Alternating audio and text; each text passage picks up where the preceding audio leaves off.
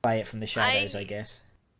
I think playing from the shadows. I don't know if they'll actually be involved in any kind of confrontation. I wouldn't be surprised if they approached Jon and the Northerners to make an alliance, possibly. Well, because clearly Littlefinger wants the North.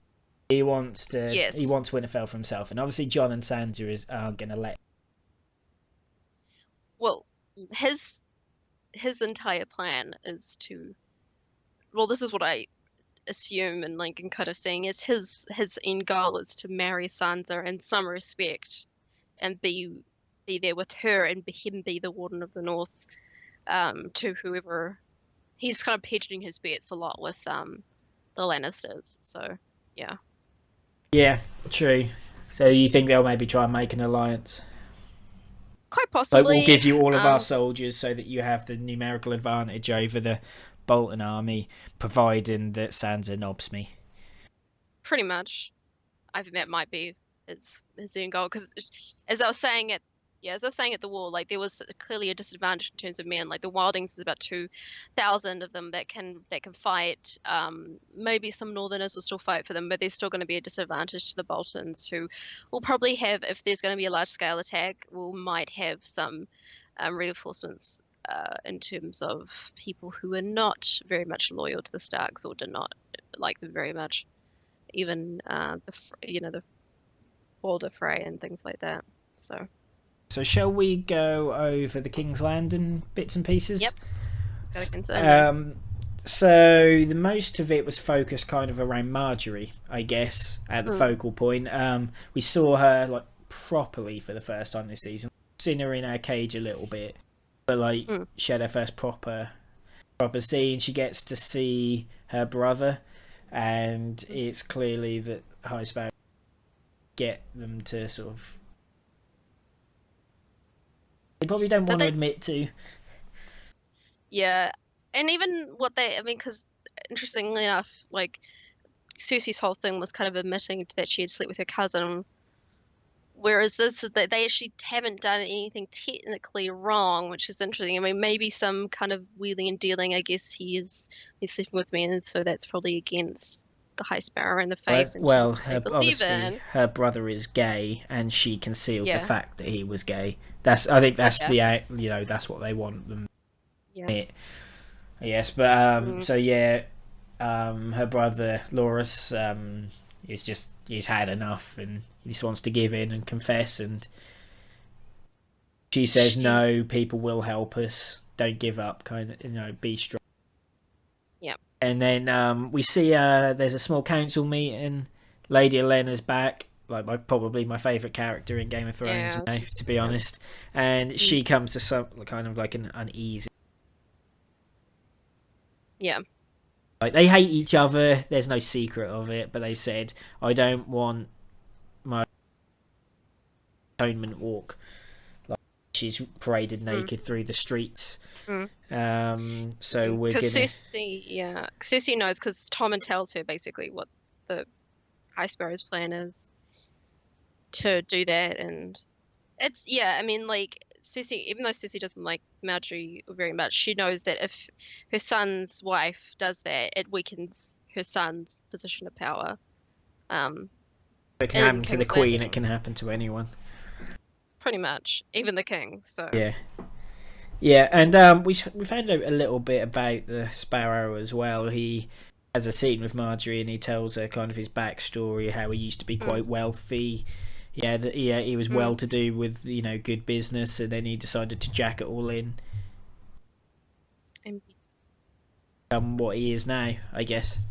It's very interesting, because he says that he gave up everything he is, and but I mean, realistically, he traded one kind of seat of power for another in a way. He's more powerful than he ever was. So yeah, very much so. Ideals are a little bit more powerful and a little more dangerous, I guess, than money in some respects. Because even though the Lannisters have a lot of money, they can't sell ideals. No. They can't. People seem to like the Faith Militant in some respect, or respect that they believe in the religion that they do. So it's very hard to fight against them. But like the general gist of what happened with the small council is that they're agreeing that they're going to get the Tyrell army to step in and stop the walk ever happening, basically. Yep. Yeah, kill the Faith Militant. That seems to be the plan. Because there's definitely no way possibly go wrong. That'll go. Yeah. So that would go Definitely. well. Yeah. It's gonna be good. So there's a tiny little bit of Iron Islands stuff. Theon makes it home. He sees his sister. He's like, I don't want to rule nothing. You crack on, love. Like, basically, he said she doesn't like him. She says,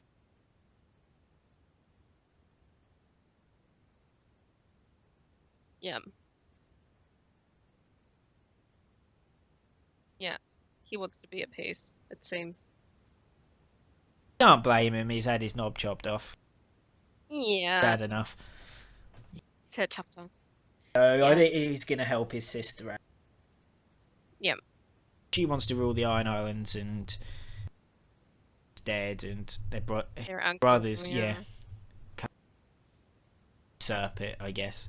Well, not usurp it. I think he's contest it, I guess. Yeah, that's probably the word. Yep, that's definitely. That happens. That's only like 2 minutes. Nothing big. Before we get into the big bit. Really, finally, shit happens with her. There's a little bit in Meereen related to her, as such, but Tyrion, because Tyrion has to have a scene every single episode now, as you correctly said last week. He Tyrion meets with Slavers Bay. He likes slavery, so you can have 7 more years of it. So then you have to stop. Promise? Okay. And oh, by the way, stop helping the Sons of Harpy. Okay? That's basically what he's said. And he's roped in. Go on. Yeah, so they meet with them. They meet with the masters of the Slavers Bay, Yunkai, Astapor, and they kind of say, like, basically, like, he even admits them that they kind of took our slavery but didn't replace it with any. It was right of him. They didn't replace it with any kind of economic system that would replace the kind of system that they had. No more slaves, bye. Yeah, and which didn't really work out for them, and so it fell back into slavery. And so he says that we'll give you like 7 years to transition into finding a different way to do your economy. Your slaves, free them and pay them. How about that? Yeah, as a concept. Which didn't. Yeah, it's bad that maybe pay. So he's kind of like, So maybe, and I mean, like Missandei and Grey Worm, they're not totally pleased with this, and neither are the freedmen of Meereen. They're pretty pissed off. Tyrion sort of manipulates like Grey Worm and that to stick it up for him to the rest of them, and best pleased. But I mean, Tyrion is right in everything he's saying, pretty much.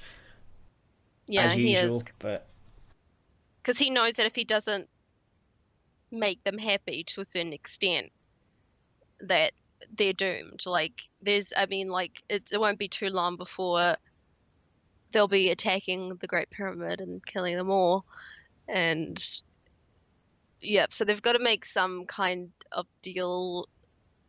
It's one that I don't know if how it'll work out in the end. I mean, the chances are, I mean, we've seen a little bit of like the new religion kind of seeping into Meereen, and wonder. I mean, will actually work out. We'll see or not, but obviously we'll talk about what happens with Daenerys in a minute. But with her storyline now moving forward quite quick, I want the Sons of the Harpy stuff to be wrapped up pretty quickly, because I don't want them to get bogged down with that now that stuff's moving forward with her. Say, right, Sons of Harpy, this episode, like next episode, big bad man behind it is this man, kill him, and now we crack on, like, what needs to happen next. So, because they sort of hop between Winterfell and the Daenerys, them together. But we'll do all of sort of Daenerys's stuff now, I guess. So the first time we see her, it's not her we see Jorah and Dario. They're saying like Dario's kind of taking a piss at saying, you know, you're too old to have sex with her, she's too much of a handful for you. Yeah. And like, I can't remember exactly how it happened, but he finds out, you know, he sees his arm. Yeah, Dario figures out. He's aware of, you know, his illness, and that he probably hasn't got. Yeah, because basically Jorah's idea is that they'll sneak into the Dothraki Sea, the city, and they're not allowed to have weapons there. And he's like, "Well, we've got to get rid of weapons, or else we're just not going to blend in. We couldn't even pretend to be someone with weapons on us; they'll just instantly kill us." So, in order to get rid of the weapons, try to put them hide in a bush, and he sees his grayscale, and he's like, "Don't touch me," basically. Like, and they both kind of have this agreement that your death is imminent. Not imminent. It's coming very soon. And so he wants to make sure he's saved Daenerys before it's his time. Yeah, pretty much. And he said that he would do it himself as well. So it's something he mentioned. So he said that before you turn into what that they turn into, he said he would, you know, doesn't have to go through that. He's being nice. So then from then we go on, we see Daenerys in a scene with the widows. They kind of like Daenerys sort of trying to get him on her side, I guess. Talking about like their previous life with. Yeah, they talk very briefly about how. Well, there's this setup that she's somehow a little bit different from them. Like they've all been, she was sold in a way. Daenerys was sold to Drogo, but very much in a different way to some of the other girls. Like one of the younger ladies there, who was probably was about 19, and was basically taken and then raped and was given birth to a child, and then was beaten for giving birth to a girl. So there's certain amount of empathy among them. They're not particularly harsh to her, but there's definitely the idea that like you need to understand how things are run here. Yeah. And play our games, or else you're going to be in trouble. So then things kind of pick up. So Jorah and Dario try and sneak through. They get found out pretty quick. It's revealed that Dario kept his knife that he likes a lot. But then his naked lady knife, Yeah. they kill a couple of the Dothraki, and they find Daenerys, and they basically come up with a. So from then we go to the Dothraki. Daenerys is put in front of them, and that's where they're going to decide what they're going to do with her, basically, whether she's allowed to go and live with the widows or if they're going to kill her. That's quite a funny scene before shit kicks off, I think. She's just like, well, do you know what? You're all going to be my bitches. And they're just like, I don't think so. We're all going to have sex with you and then kill you, basically. They threaten her basically with gang rape. So they're pretty like awful, and they're like, because she says like, I will lead you all, you're terrible. I'll do what my husband said and take you guys across the Black Sea, and you're all little bitches. You're not worthy of running this horde of like warriors and stuff. Like he said, you're not worthy of this. And like when all of the leaders of the Dothraki are just insulting her horrendously, she's completely stone-faced, like completely unfazed by everything saying, and you're like, something's about to happen in it. And like she runs her hand over the fire. What you doing? And she maybe kicks the fire over and burns them all to death. Happens. She kills like all of the leaders in one. All the Carls. And then that's kind of how the episode ends. The big cave down, and she just walks, which kind of surprised me because she said like a couple of seasons ago she'd never, and like said she's done that and she wouldn't do it. Kind of surprised she did, but as she was just kind of proven to literally everybody, like all of she is who she says she is, kind of thing. And the unburnt, right? Yeah. So she walks out naked, and then they all get down on their knees. She now owns, she owns the Dothraki army. Khalasar. Yeah, pretty much. So they all work for her. She owns every basically Khalasar that there is out there. Yeah, so that's quite a big army to go along with the Unsullied army.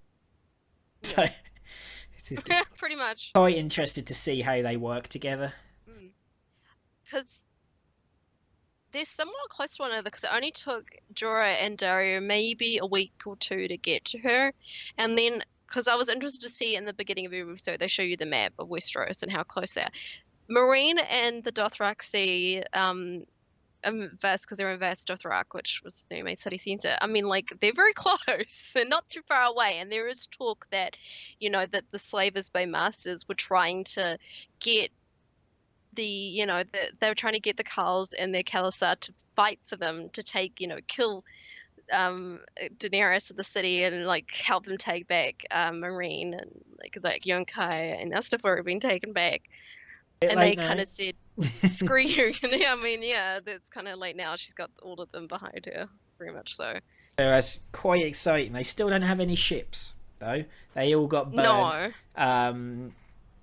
By the Sons of the Harpy, so I still need to know how they're going to get across the sea. Which makes me wonder if they're going to make their way to Braavos, and maybe Arya and Daenerys will actually meet. I don't know, maybe, because they're in the same, technically they're in the same country. Yeah. Yeah, so, maybe. But I think, as I said earlier, I think Sons of the Harpy thing needs to just get tied up pretty quickly now. Now that she's got the Unsullied and she's got all of the Dothraki, I want her to just go back to Meereen. You Sons of Harpy, what you playing at? Kill him, and then get some ships from somewhere. Be getting on with it. It's got to that point. She has got her army. She has got all of the Dothraki, and she's got a Sullied army, which are to lose Jorah, but gains like Tyrion and she's got all the people she needs now. Yeah. She needs ships, and then she's good. Yep. I agree. What happens next?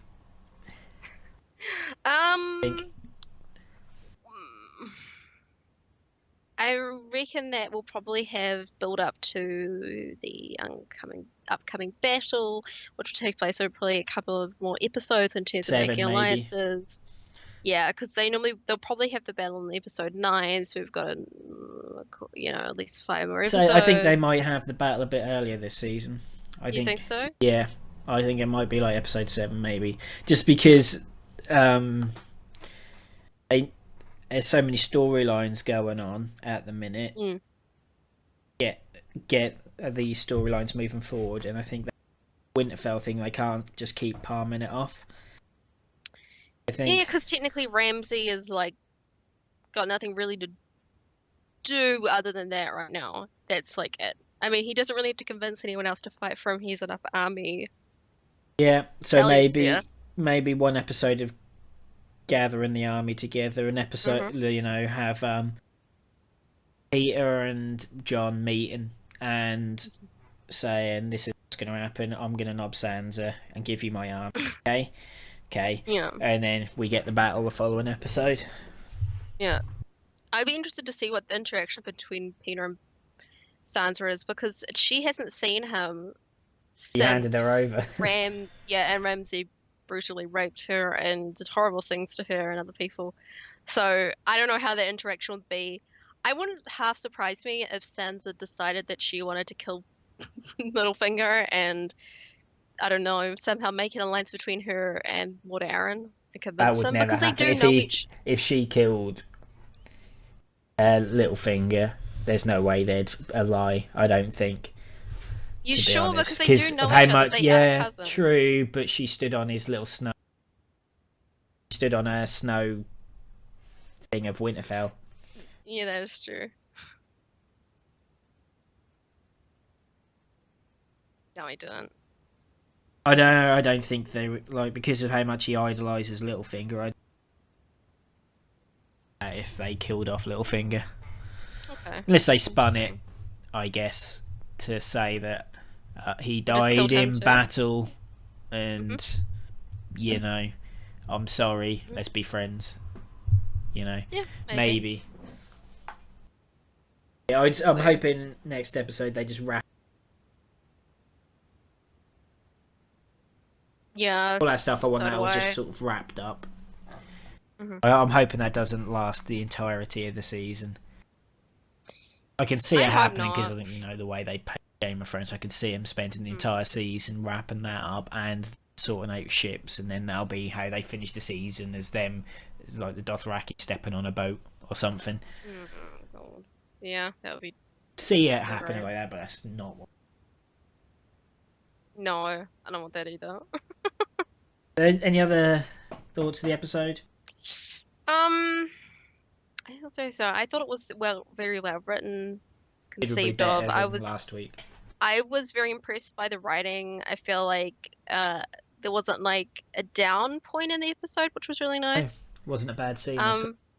No, I was very impressed. But maybe the only like scene that I could like maybe just pick at a little bit might be the one with Theon and Yara, but that's only because it was so short. And like I even thought the acting was top notch in that anyway. I was very impressed by that in between. Yara is a very formidable character, and I like that all the female characters this time around. I mean, more than anything, there is a huge focus on female character development, which I like. So, yeah, they're all very forthright. I mean, I'm not so surprised that Osha died. She wasn't an important character, really. No. Game of Thrones have got to knock out their quota of killing off characters, haven't they? Obviously, we've got Jorah and Osha are guaranteed ones this season. Yep, pretty much. Yeah. So good episode this week.